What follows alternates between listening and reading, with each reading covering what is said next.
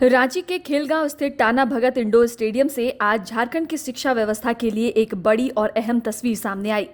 मुख्यमंत्री हेमंत सोरेन ने राज्य के 1042 नव चयनित सहायक आचार्यों को नियुक्ति पत्र सौंपे।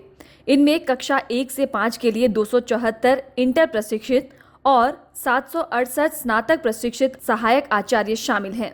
ये सिर्फ रोजगार देने का कार्यक्रम नहीं था, बल्कि आने वाली पीढ़ी के भविष्य को मजबूत करने की दिशा में एक बड़ा कदम भी था।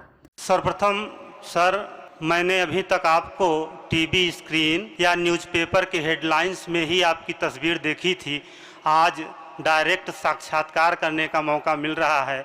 इस नियुक्ति के द्वारा सर हम लोगों को जो मौका मिला है, सर मैं एक संस्मरण सुनाना चाहता हूँ कि जिस दिन नियुक्ति का रिजल्ट आया उसके बाद नियुक्ति पत्र का कार्यक्रम लगा।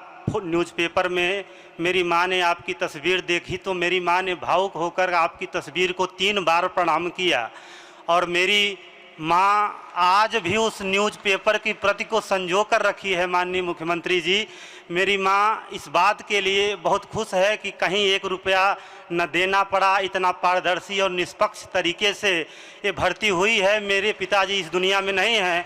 मेरी माँ ने यही कहा है कि बेटा जाना, जैसे माननीय मुख्यमंत्री जी ने न्याय किया है, पूरी ईमानदारी पूरी निष्ठा के साथ अपने कर्तव्यों का निर्वहन करना। बहुत बहुत धन्यवाद आदरणीय सर।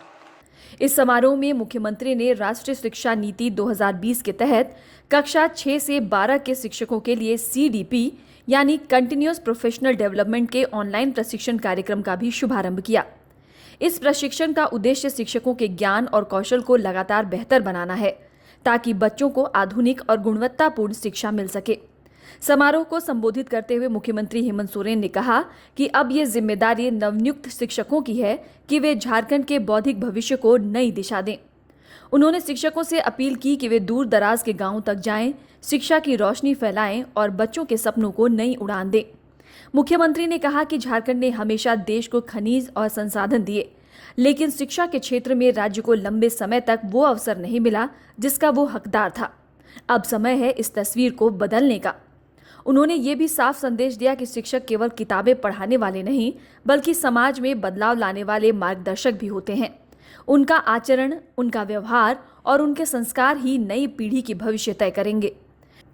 बच्चों की सुरक्षा पर भी मुख्यमंत्री ने सख्त रुख दिखाते हुए कहा कि झारखंड में बच्चों के साथ किसी भी तरह की बदसलूकी या हिंसा बर्दाश्त नहीं की जाएगी। सरकार सुरक्षित और बेहतर शैक्षणिक वातावरण सुनिश्चित करने के लिए पूरी तरह प्रतिबद्ध है। देखा जाए तो 1042 नियुक्ति पत्र, आधुनिक शिक्षक प्रशिक्षण की शुरुआत और गुणवत्तापूर्ण शिक्षण का संकल्प, ये संकेत है कि झारखंड अपनी शिक्षा व्यवस्था को नई ऊंचाइयों तक ले जाने की तैयारी कर रहा है। अबुआ न्यूज़, झारखंड।